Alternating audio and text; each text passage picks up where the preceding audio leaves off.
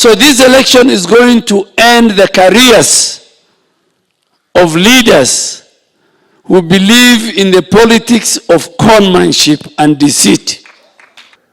The contest in our country is now clearly defined. On the other side, we have people who are telling us about the past, yesterday and the past. In UDA and Kenya Kwanza, we are planning the present and the future. Our competitors on the other side, you saw them. Their running mate has been assigned the responsibility to change the constitution so that leaders can share positions and power.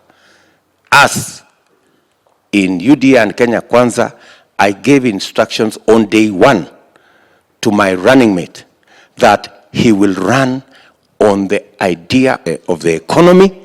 In fact, that's the reason why from tomorrow, the next 5 days, we are going to have economic fora in different parts of our country, because ours is the economy and the empowerment of every citizen, ordinary citizen of the Republic of Kenya.